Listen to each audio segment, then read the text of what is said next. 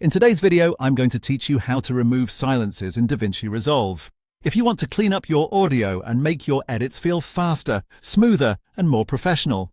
Removing silent gaps is a great technique to use. DaVinci Resolve has a built-in tool that can do this automatically, which saves a lot of time compared to cutting each pause by hand. This is especially useful for talking head videos, tutorials, podcasts, and voiceovers where you want the pacing to feel tighter.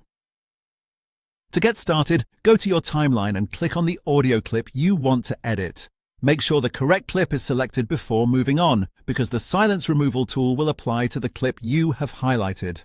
If your audio is linked with video, just be aware of what you've selected so you don't accidentally affect the wrong part of your project. Once your audio clip is selected, move to the top menu and click on Clip. From there, go to Audio Operations and then choose Ripple Delete Silence. This will open the Silence Removal Settings window. This is where you tell DaVinci Resolve what should count as silence and how aggressively you want the tool to clean things up. One of the main settings you'll see is the threshold.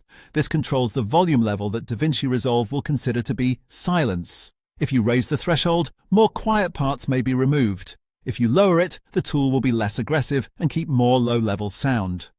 It's a good idea to adjust this carefully, especially if your recording includes soft speech, breathing, or background noise that might affect the results.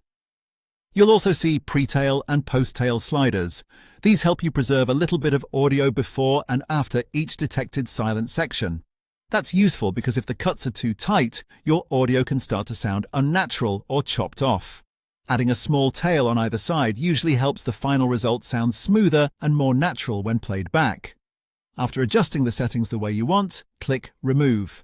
DaVinci Resolve will then automatically delete the silent sections based on the options you selected. This can dramatically speed up your editing workflow and help your content sound more polished with just a few clicks.